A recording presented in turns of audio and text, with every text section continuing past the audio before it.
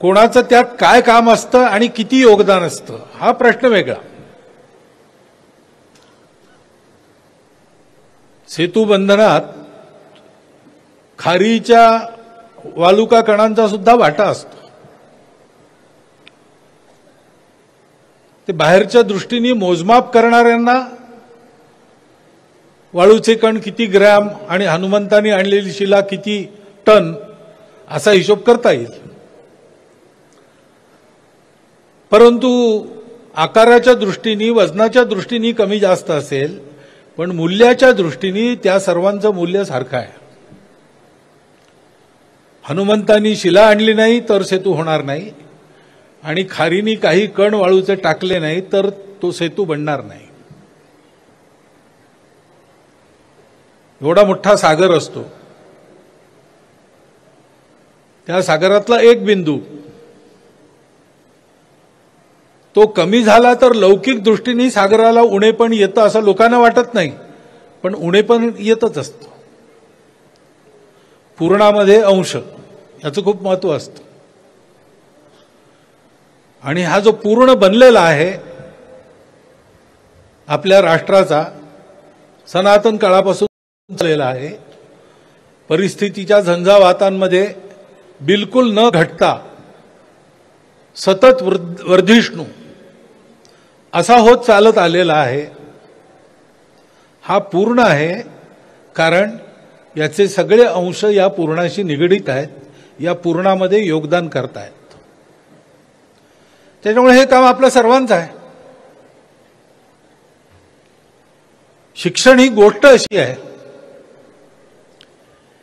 की व्यवस्था त्यामध्ये बाधक होऊ नये, व्यवस्था त्याची साधक असली पाहिजे। म्हणून शिक्षणाच्या व्यवस्थेचं स्वरूप हे शिक्षणाचं नियमन करणारं असं असता कामा नये, शिक्षणाला पोषक असणारं असं असलं पाहिजे। नियमन म्हणजे त्याला नियमित करणारं असलं पाहिजे, परंतु हे करू नका, ते करू नका, असं करू नका, तसं करू नका, ह्याच्यानी प्रयोगवृत्ती चालली जाते। आधी नवीन शिक्षण पद्धती आली आहे, शांतीलालजींनी त्याचं जे वर्णन केलं आहे ते यथोचित वर्णन आहे आणि ती पूर्णपणे आपण अंमलबजावणीत आणू तर अविनाशजींनी जे सांगितलं आहे स्वप्न त्या दिशेने पुढे जायला खूप मोठी मदत होईल।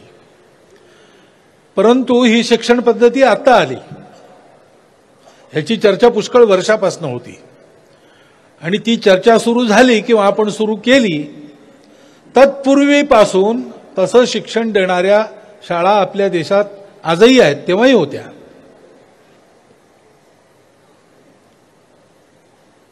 त्या शासनाच्या व्यवस्थेच्या अंतर्गत नव्हत्या चालल्या,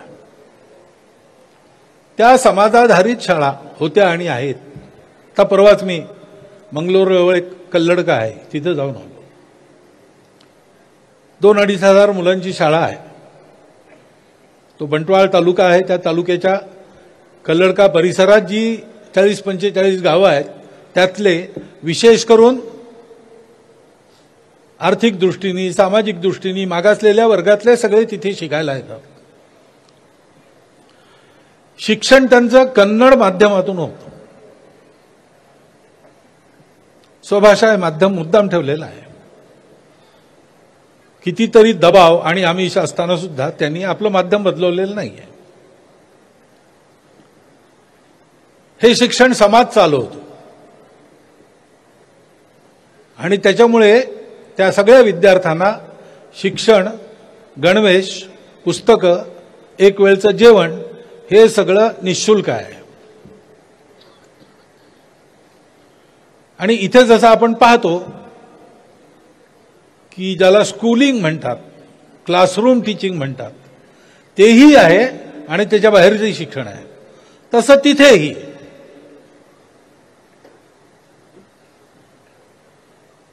सुरुवात होते विद्यादात्री सरस्वती आणि विघ्नहर्ता गणेशाच्या पूजानी रोजची। सगळे जाऊन तिथे नमस्कार करून येतात आणि मग शिशु कक्षेतल्या मुलांना घरातली लहान सहान कामं कशी करावीत, खोली स्वच्छ कशी करावी, अमुक एक चटणी कशी वाटावी, छोटी मोठी कामं घरात करावी लागतात। भाजी कशी चिरावी वगैरे, इथपासून त्यांच्या शिक्षणाची सुरुवात होते. हसू येईल, पण जरा पहा आपल्या अवतीभोवती. आज घरात पाहुणे आले आणि त्यांना वाढप करायची वेळ आली तर कसं वाढावं याचं ज्ञान आपल्या घरातल्या मुलांना नाही आहे. वाढायची पळी किंवा चमचा कसा पकडावा इथपासून सगळं शिकवावं लागेल अशी स्थिती आहे. बाकी सगळं आहेच. त्या शाळेचा निकाल जेव्हा लागतो तेव्हा ती शाळा नेहमी वरच्या ह्याच्यात असते. सहजासहजी प्रवेश स्थिती मिळत नाही आणि वशिला वगैरे चालत नाही. आणि त्यांचा कार्यक्रम झाला, सगळे पालक 7-8 हजार लोक हजर होते. तो नेहमी कार्यक्रम संध्याकाळी 4ला सुरू होतो, रात्री 10 पर्यंत चालतो. सगळे येतात, पाहतात, जेवण करून जातात. मी जाणार असल्यामुळे ते त्यांनी छोटा कार्यक्रम केला होता तेव्हा. पण ते सगळे इतके समरस होते, शाळेतले आचार्य, शाळेत विद्यार्थी, पालक, आणि इतकं सुंदर प्रात्यक्षिक त्यांनी केलं, एकही क्षण वाया जाऊ दिलेला नाही. आणि शाळेच्या संचालक समितीच्या अध्यक्षापासून तर त्या शाळेमध्ये 20 मतिमंद आणि 20 दिव्यांग मुलं आहेत. त्या प्रत्येकापर्यंत प्रत्येकाने काही ना काही काम केलं. विद्यार्थ्यानं तर ती जी 15-20 प्रात्यक्षिकं झाली त्याच्यापैकी कमीत कमी एका प्रात्यक्षिकात भाग घ्यायचाच आहे त्या मुलांसहित. तर ही जे आजची शिक्षण पद्धती आहे किंवा आपण जी ज्याला आदर्श मानतो आणि त्याचा पुरस्कार करतो आणि तसं करायचा प्रयत्न करतो, ती पंचकोशात्मक शिक्षा पद्धती ही पुष्कळ आधीपासून त्यांची सुरू आहे. अशा अनेक शाळा आहेत, प्रयोग आहेत. हे करणं यशस्वी होईल, यातून आपल्याला पाहिजे तसा माणूस घडेल, देशभक्त घडेल, नागरिक घडेल, हे प्रत्यक्ष आहे. हे सिद्ध करायची आवश्यकता नाही. आता जाऊन पहा, कमीत कमी 500 अशी केंद्र आपल्या देशभरात चालू आहेत आणि सगळेजण उत्तम योगदान करतात. हळूहळू ती पिढी, तिथे तयार झालेली पिढी ही आपल्या प्रशासनात सुद्धा येत चालली आहे. परंतु आपला देश इतका मोठा आहे की हे सगळ्यांनी मिळून पेलायचं शिवधनुष्य आहे. आणि म्हणून आपल्या सर्वांमध्ये काही गोष्टी अशा असल्या पाहिजेत. सर्वांनी याच्यात योगदान करायचं आहे. शिक्षणाचा विषय हा चौकटीत अडकू नये म्हणून तो समाजाधारित असणं आवश्यक आहे. म्हणून सगळ्या समाजांनी त्याचं पोषण केलं पाहिजे. आणि पोषण करायचं असेल तर मग 4 गोष्टी पाहिजेत. हनुमान जेव्हा सीता शोधाला निघाले महेंद्र पर्वतावरून, स्वगौरवाचा परिचय झाला आणि त्यामुळे स्वरूप भव्य झालं आणि मग त्यांनी मारली उडी. तर त्यांच्या मार्गात विघ्न आली लंकेपर्यंत. मैनाक पर्वत आला. हनुमंतांनी ओळखलं की हा जो आलाय आडवा आलेला आहे, पण तो सदिच्छेपोटी आलेला आहे. त्याला वाटतं मी थकून जाईन, विश्रांती घेतली म्हणजे आणखी वेगाने काम करेन. तर त्याचा अपमान न करता त्याला बाजूला सारायचं म्हणून त्यांनी हात लावल्यासारखं केलं मान ठेवायला आणि हाताचा दबाव देऊन त्याला दाबून टाकलं. अपमान न करता बाजूला केलं. पुढे एक सुरसा आली, ती परीक्षा घेण्याकरता आली होती आणि तिने सांगितलं की मी तुला खाणार जाऊ देणार नाही, कारण मला ब्रह्मदेवानी सांगितलं आहे इथून जाणाऱ्यांना मी खाऊ शकते. हनुमंता म्हणलं मला रामाचं काम करायचं आहे, चांगलं काम करायचं आहे, तू कशी काय? तर ती म्हणाली मग तू माझ्या पोटात जा तरच पुढे जाऊ शकशील. तेव्हा हनुमंताच्या लक्षात आलं की ही परीक्षा आहे, संकट नाही आहे. तिने आव असल्यावर हनुमंत मोठे झाले तिच्या जबड्यापेक्षा. तिने आणखी जबडा मोठा केला. असं पुष्कळ चालल्यावर हनुमंताच्या लक्षात आलं की सूक्ष्म होऊनच काम केलं पाहिजे, नम्र होऊनच काम केलं पाहिजे. ते एकदम छोटं रूप धारण करून तिच्या जबड्यातून आत गेले आणि बाहेर आले आणि म्हणाले तुझी अट पूर्ण झाली. तिने हनुमंताला आशीर्वाद दिला. लंकेत पोहोचले तेव्हा तिथली लंकिनी देवी आली. तिला त्यांनी एका ठोशात बेशुद्ध पाडलं आणि बांधून ठेवलं. पण तत्पूर्वी त्या सागरामध्ये छायाग्रह राक्षसी होती, सिंहिका नावाची. म्हणजे वरून उडत जाणाऱ्या पाखरांची वगैरे सावली पकडून त्यांना खेचत असे आणि खाऊन टाकत असे. हनुमंत चालले होते, त्यांची सावली पडत होती, तिला पकडून तिने ओढायला सुरुवात केली. हनुमंताच्या लक्षात आलं की आपण पुढे जाऊ, पण ड्रॅग आहे. तर कशामुळे पाहिलं तर ती राक्षसी. तिने आपला जबडा वाचलेला, ते अकराळ विक्राळ दात, जीभ, सगळा अकराळ विक्राळ तो पसारा लक्षात आल्यावर त्यांनी काय केलं, आत गेले, हाताने आतडी पकडली आणि बाहेर काढून तिला मारून टाकलं.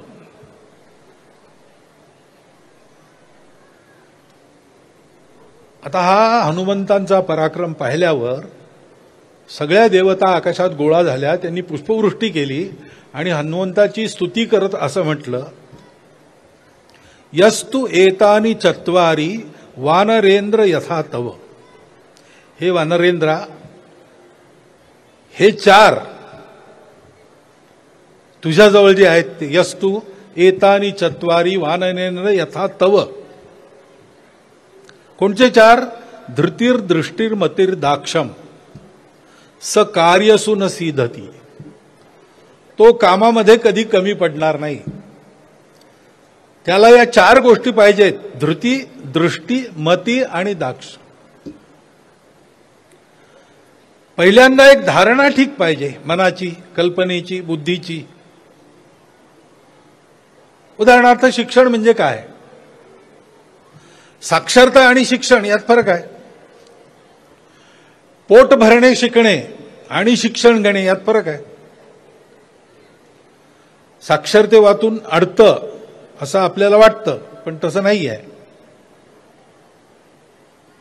एक किस्सा असा वाचला मी, एका अब्जावधी ज्याची इस्टेट आहे अशा माणसांनी 100 वर्ष पूर्ण केल्यावर पत्रकार त्याचा इंटरव्ह्यू घ्यायला गेले. इंटरव्ह्यू चालू होता तेव्हा त्याचा सेक्रेटरी आला की महाराज तुम्ही त्यांना काही दान द्यायचं कबूल केलं. ती मंडळी आली आहेत, त्यांना चेक द्यायचा आहे, तर तो तुम्ही हे करायला पाहिजे, सही करायला पाहिजे. त्यामुळे घेऊन या चेक, सही करतो. चेक आला, सेक्रेटरी बरोबर इंक पॅड घेऊन आला आणि त्या अब्जपतींनी आपला अंगठा त्या चेकवर उमटवला. पत्रकारांनी विचारलं, तुम्ही अंगठा करता, तुम्हाला सही नाही करतायत? तर हो, मी काही लिहायला वाचायला शिकलो नाही. तर पत्रकार आश्चर्यचकित झाले.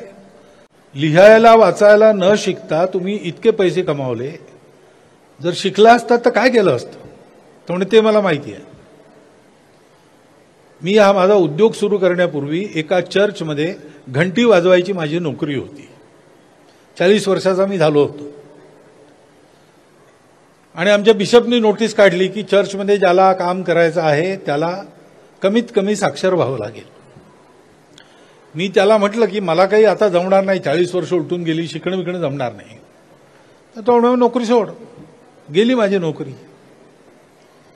मग मी आपला विमनस्क होऊन फिरत होतो. आता पोटाला कसं खायचं ते एका ऑफिसच्या खिडकीतून कोणीतरी बोलावलं मला आणि म्हणे, तू मला त्या समोरच्या कॉफी हाऊसमधून एक कॉफी घेऊन ये. ती तू घेऊन आलास, माझं नाव सांग, तो देईल तुला. तू घेऊन आलास तर मग मी तुला बिलाचे पैसे देईन आणि वर 10 पैसे तुला देईन, 1 पेन्स तुला देईन तिथलं नाणं. तर मी त्याला कॉफी आणून दिली, त्याने मला 1 पेन्स दिला. तर माझ्या लक्षात आलं की असे कितीतरी लोक असतील ज्यांना कामाच्या जागेवरून उठता येत नाही, परंतु चहा प्यायचा आहे, बिडी प्यायची आहे, काहीतरी पाहिजे आहे, जाता येत नाही. आपण गेलो, त्यांचं काम केलं तर आपल्याला प्राप्ती होऊ शकते. म्हणून मी ते काम सुरू केलं आणि त्यातून हळूहळू मी असा झालो. जर मी त्यावेळेला बिशपचं ऐकून शिकलो असतो तर मी चर्चमध्ये घंटी वाजवत राहिलो असतो. याचा अर्थ असा नाही साक्षर होऊ नये. शिक्षण ही आवश्यक गोष्ट आहे, परंतु जीवन अडत नाही त्याच्या वाचून. जीवन तर ज्याच्यात धमक आहे तो जगून जातो. नुसतं पोट भरायलाही शिकावं लागत नाही. पोट भरतोच. भुके पोटी मनुष्य काहीही करून आपलं पोट भरतोच. नेहमी चोऱ्याच करतो असं नाही, मेहनतही करतो, हळूहळू मोठा होतो. परंतु मनुष्य व्हायचं असेल तर शिक्षणाशिवाय दुसरा उपाय नाही. शिक्षण हे मनुष्य होण्याकरता आहे. जन्मतः सगळे पशु असतात, पशु व्हावं लागत नाही. जीवन मिळालेलं आहे, विचार न करता जगायचं आहे, मरेपर्यंत जगायचं आहे. का जन्मलो माहीत नाही, कसे मरणार माहीत नाही, कशाकरता मरणार माहीत नाही, मरणार हेही माहीत आहे की नाही माहीत नाही. आहे म्हणून खातो, आहे म्हणून प्रजा वाढवतो, आहे म्हणून झोपतो, आहे म्हणून आपल्या सुरक्षेची व्यवस्था करतो. आहार निद्रा भय मैथुनींच सामान्य एतत् पशुभिर नराणाम्.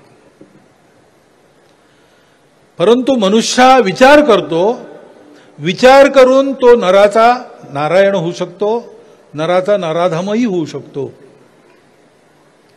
त्या विचारांची दिशा नराचा नारायण होण्याकडे असावी म्हणून शिक्षण पाहिजे.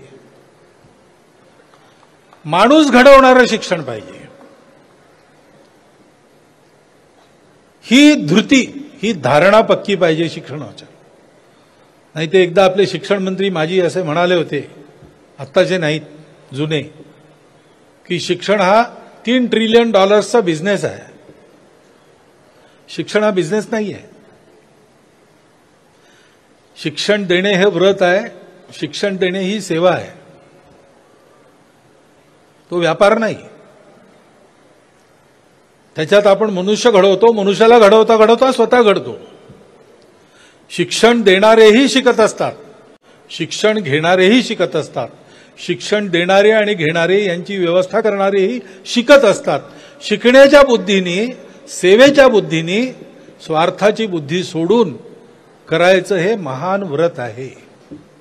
ही धारणा पक्की पाहिजे आणि दृष्टी पाहिजे, विजन पाहिजे.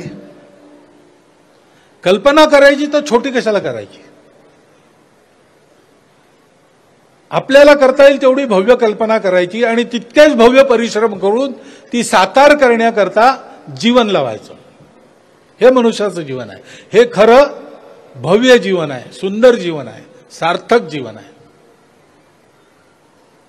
विजन पाहिजे आणि मग बुद्धी पाहिजे नीट.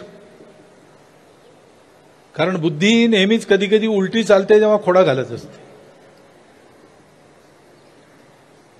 पार्वतीने एकदा शंकरांना म्हटलं की हो, तो तुमचा भक्त किती गरीब आहे आणि किती भक्ती करतो तुमची, तुम्ही काहीतरी त्याला द्या, उद्धार करा त्याचा, इतक्या सगळ्यांचं भलं करता. तर शिवशंकर म्हणाले मी करीन, पण त्याच्या भाग्यात असेल तर ना. तो असा नाही आहे की त्याला मिळालेलं तो राखेल किंवा मिळवेल, त्याच्यासाठी असले. पार्वती म्हणाली असं कसं? हे बघ आता, तो जंगलातून चालला होता एका वाटेनी भक्त. तर शिवशंकरांनी एक रत्नमाणकांची थैली ही अगदी त्याच्या वाटेत अशी ठेवून दिली. 100-200 पावलं समोर, त्याला दिसली नव्हती ती. आणि पार्वतीला म्हणाल बघ आता तो गेला नीट आपल्या रस्त्याने, त्याला ती सापडेल, त्याच्या रस्त्यातच आहे, पायवाटच आहे. छोटीशी थैली त्या पायवाटेत वाट अडली आहे, त्याच्यामुळे त्याला दिसेलच. ता निघाला तिथे. जवळ पोचल्यावर एक ती थैली दिसायच्या आत त्याच्या मनात असं आलं भक्ताच्या की आपण डोळे बंद करून सरळ चालू शकतो का, ह्याचा प्रयोग करून पाहावा. आणि म्हणून डोळे बंद करून तो गेला आणि नेमका तिरपा गेला आणि थैली सोडून पुढे गेला.